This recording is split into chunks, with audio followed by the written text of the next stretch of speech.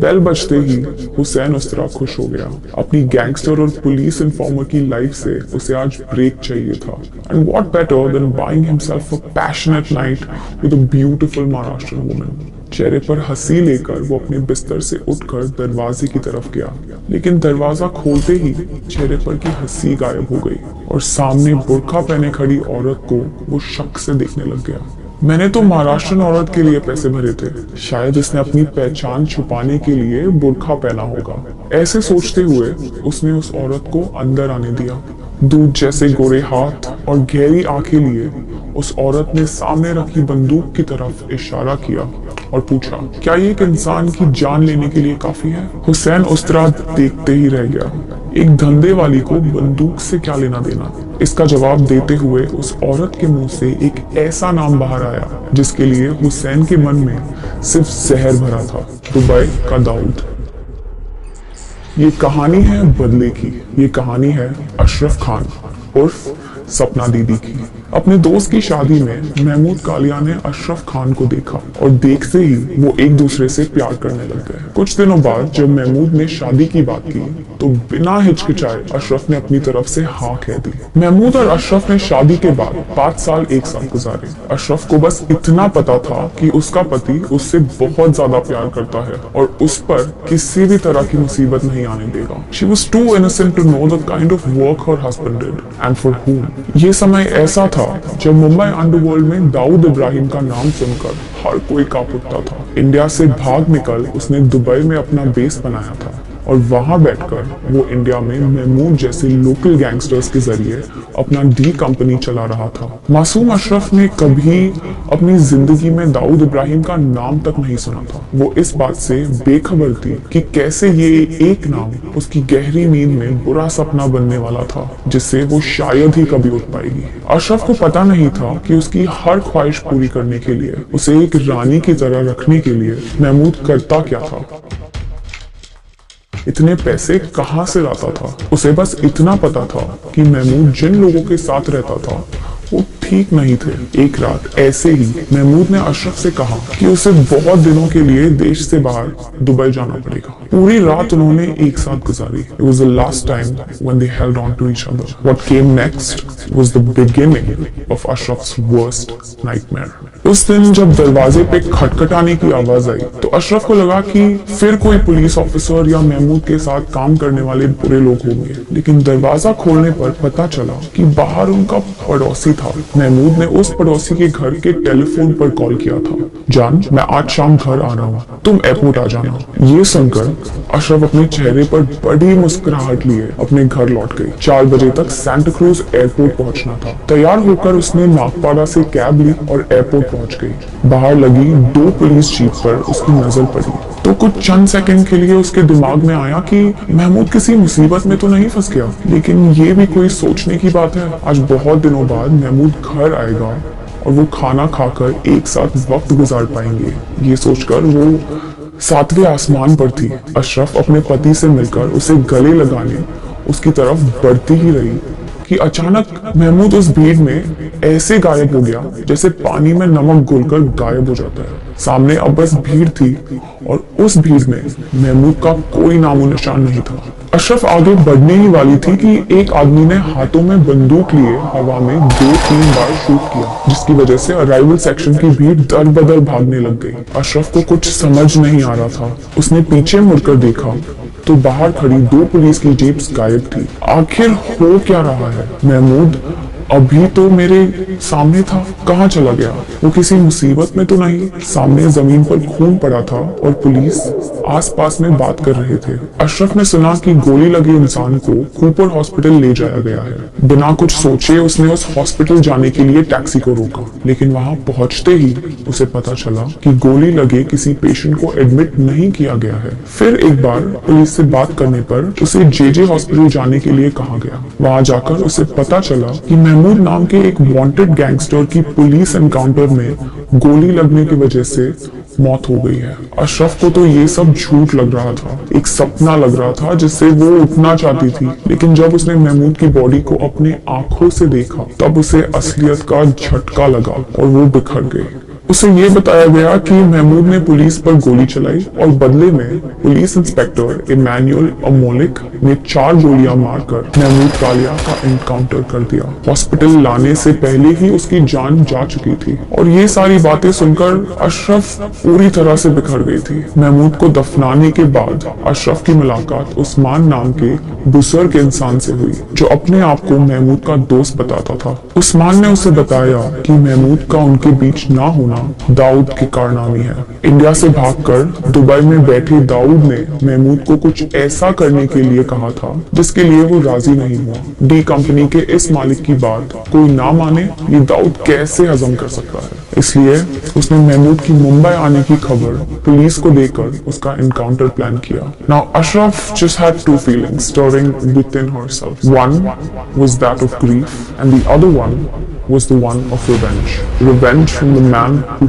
killed her husband. लेकिन एक ऐसी औरत जिसने दाऊद का नाम तक पहले कभी नहीं सुना था, वो आखिर उस शैतान का सामना अकेले कैसे करेगी? उस्मान के पास इसका भी जवाब था। एक नाम, हुसैन उस्तरा। उस्तरा इस शब्द को इंग्लिश में हम रेजर ब्लेड के नाम से जानते हैं। हुसैन के आगे उस्तरा नाम इसीलिए जुड़ गया था क्योंकि गैंगस्टर्स की दुनिया में अपना हुक्म चलाने के लिए वो बस एक रेजर ब्लेड का इस्तेमाल किया करता था। उसने दाऊद को बर्बाद करने की कई कोशिशें की थी। अशरफ और हुसैन की कहानी एक गलत फहमी से शुरू हुई। हुसैन एक प्रोस्टिट्यूट के इंतजार में बैठा था जब अशरफ ने उसका दरवाजा खटखटाया। जब उसकी जुबान से दाऊद का नाम निकला तो 1 सेकंड के लिए हुसैन को लगा कि ये औरत मजाक कर रही है, ये दाऊद को क्यों और कैसे मारेगी। लेकिन अशरफ की कहानी सुनकर, उसकी बातों में छुपे गहरे सच को समझकर हुसैन ने ये फैसला किया कि वो अशरफ की मदद करेगा। लेकिन कैसे? हुसैन ने अशरफ को शूटिंग के लेसन्स देना शुरू कर दिया। Hussain had his own doubts about the determination of this strange widow, but his doubts washed away when he sensed her grief and ambition to avenge her dead husband by killing Daud. Ashraf ने अपनी जिंदगी में कभी एक बंदूक को हाथ तक नहीं लगाया था, लेकिन हुसैन के दिए शूटिंग लेसन्स की वजह से उसने कुछ हफ्तों में बंदूक चलाना सीख लिया था। अशरफ को दाऊद के खिलाफ जो जंग छेड़नी थी उसके लिए उसे फिजिकली भी स्ट्रॉन्ग होना जरूरी था। हुसैन ने उसे कुछ सेल्फ डिफेंस की टेक्निक सिखाकर अपनी मार्शल आर्ट्स ट्रेनर को सौंप दिया। कुछ हफ्तों में अशरफ ने सेल्फ डिफेंस के बेसिक सीख लिए। हुसैन ने उसे मुंबई शहर में बाइक चलाना भी सिखा लिया। महमूद को गुजरकर 2 महीने हो चुके थे। उस लॉस के बाद अशरफ में बदले की आग जाग उठी थी। उस आग ने जैसे पुराने बुर्का पहनने वाले मासूम अशरफ को पिघला दिया और एक नए अशरफ को जन्म दिया जिसका टारगेट सिर्फ एक था। वो धीरे धीरे अपना पहनावा बदलने लगी। She ditched salwar kameez for long loose shirts and jeans. इस तैयारी के अलावा उसने पुलिस इंस्पेक्टर इमैनुअल अमोलिक के खिलाफ भी पिटीशन फाइल की थी। She didn't believe that Mahmood's encounter was genuine. File किए इस पिटीशन की सुनवाई कोर्ट में होने वाली थी और वो इस बात से अशरफ बहुत खुश थी। इन्वेस्टिगेशन के दौरान अगर इंस्पेक्टर ने कन्फेस कर लिया तो दाऊद का इन्वॉल्वमेंट सामने आएगा और इसीलिए उसको कोर्ट में पेश करने के लिए दुबई से इंडिया में लाया जाएगा। ये सुनने में जितना आसान लगता है उतना था नहीं और ये बात हुसैन को पता थी। दाऊद को इंडिया में लाना इतना ही आसान होता तो वो अब तक जेल की सलाखों के पीछे अपनी बची हुई जिंदगी गुजार रहा होता। इतने सारे वारंट्स होने के बाद भी वो वहाँ दुबई में आजाद है। उससे उसकी आजादी छीनने के लिए उसके जेब में होल करने पड़ेंगे, यानी इंडिया और आसपास के देशों में चल रहे उसके इलीगल बिजनेसेस को किसी तरह नुकसान पहुंचाना होगा। तब जाकर अशरफ और हुसैन अपने टारगेट दाऊद पर और करीब से निशाना लगा पाएंगे। ये बात हुसैन ने अशरफ को समझाई। उसके पास एक प्लान था। हुसैन उस्तरा एक गैंगस्टर के साथ साथ कमिटेड पुलिस इन्फॉर्मेंट था with a huge network of informants working for him. इसका इस्तेमाल करके वो दाऊद के इलीगल बिजनेसेस के बारे में इंफॉर्मेशन ढूंढकर पुलिस को पास ऑन करता था। As a result the cops used to raid these businesses and in case of profits they share a small percentage with Hussain. ये सब सुनकर अशरफ को पता चल रहा था कि हुसैन उसे क्या कहना चाह रहा था। हुसैन हुसैन की तरह अगर अशरफ भी पुलिस इंफॉर्मेंट बनकर दाऊद के बिजनेसेस को नुकसान पहुंचाने लग जाए तो वो अपने मकसद के करीब आ सकती है। इस काम में अशरफ को उन सब लोगों की मदद लेनी होगी जो दाऊद के अगेंस्ट है, और इस समय दाऊद के अगेंस्ट चलने वाले लोग में से एक नाम काफी मशहूर था, दगड़ी चौल के अरुण गवली का। अशरफ ने बाइकला के दगड़ी चौल जाकर अरुण गवली से मिलने का फैसला किया। अरुण गवली एक हिंदू गैंगस्टर था। उसने अशरफ की बात सुन तो ली, लेकिन उस पर भरोसा करने की जोखिम नहीं उठाई। क्या पता ये सब दाऊद का ही किया धरा हो। तो अरुण गवली के साथ बात करके अशरफ को लगने लगा कि अशरफ खान पर ना ही अरुण गवली विश्वास करेगा और ना ही police.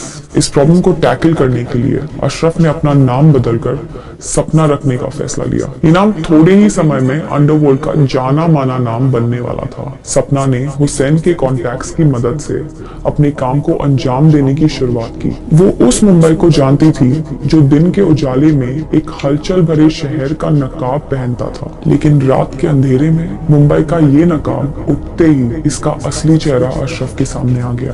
Gambling, dance bars, prostitution, drugs, all of this propagated in Mumbai past midnight. Ashraf started exploring this side of Mumbai to get closer to Dawood. जब भी उसे लगता कि किसी गैम्बलिंग डेन या डांस बार का कनेक्शन दाऊद से है, तो वो ये खबर क्राइम ब्रांच के ऑफिसर्स तक पहुंचाने का काम करती थी। सिर्फ 3 हफ्तों में अशरफ ने सपना बनकर वो कर दिखाया जो हुसैन उसरा सालों से कर रहा था। She managed to close down many dance bars, 2 of Dawood's gambling dens, which resulted in arrests of almost 40 people. Hussain ने इस बात को नोटिस की और सपना को एक और अच्छी खबर सुनाई। दाऊद का इलीगल वेपन्स बिजनेस और फेक करेंसी में भी हाथ था। ज्यादातर ये आर्म्स और फेक करेंसी काठमांडू बॉर्डर से होकर पाकिस्तान से इंडिया में आते थे। प्लान ये था कि हुसैन और सपना नेपाल जाकर इस इलीगल आर्म्स और फेक करेंसी के फ्लो को डिस्टर्ब करेंगे। इस प्लान को उन्होंने जब एग्जीक्यूट करते समय उनके हाथों AK-47 से लेकर पिस्तौल्स लगने लगे, they decided to sell these weapons to the underworld in Kolkata and gain profit to proceed with future plans to harm Dawood. इस सब के बीच भी सपना ने लीगल मीन से भी दाऊद को सजा दिलाने की कोशिश जारी रखी, लेकिन उसके फाइल किए गए पिटिशंस को कोई फायदा नहीं हो रहा था। Inspector Emmanuel Amolik was given a clean sheet after the investigation and the case against him was dismissed by the court. सपना अब अपने मकसद को हासिल करने के इतने करीब आ चुकी थी कि उसे कोई कोर्ट का जजमेंट डिस्करेज नहीं कर सकता था। लेकिन 1991 में कुछ ऐसा हुआ जिसकी वजह से सपना ने अपनी जिंदगी में फिर हुसैन उसरा की शक्ल तक देखनी नहीं चाहिए। Hussain had grown to be affectionate towards सपना and it was harder for him to hide his feelings. एक रात सपना पर कुछ गैंगस्टर्स ने अटैक किया और वो मदद के लिए हुसैन के पास आ गई। Hussain mistook her intentions and tried to touch her inappropriately without her consent. That was the last time he ever saw Ashraf before she became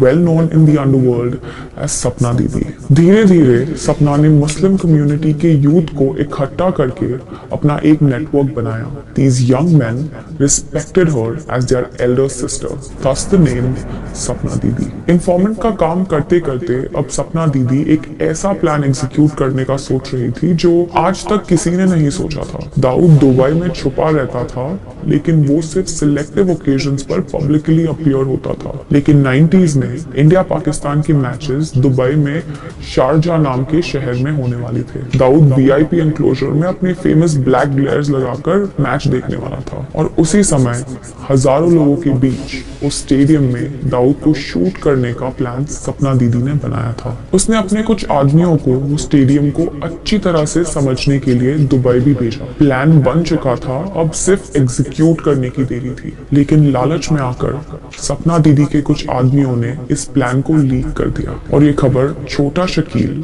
के कानों पड़ी।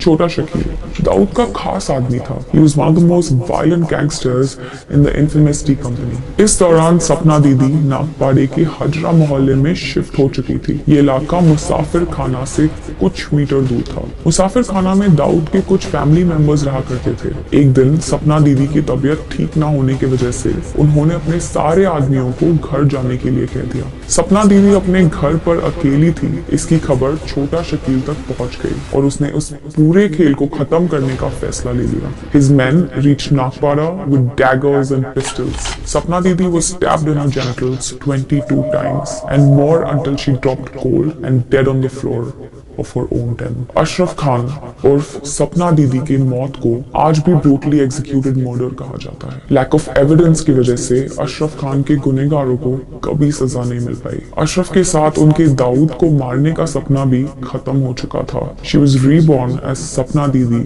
to avenge her husband and she died doing the same. आपको ये video कैसा लगा ये हमें comment section में जरूर बताइए। Don't forget to like and share if you learned and enjoyed this trip to the past of Mumbai underworld। ऐसे ही वीडियोस के लिए चैनल को सब्सक्राइब करके बेल आइकॉन पर प्रेस कीजिए। Trust me, you don't want to miss on the next videos।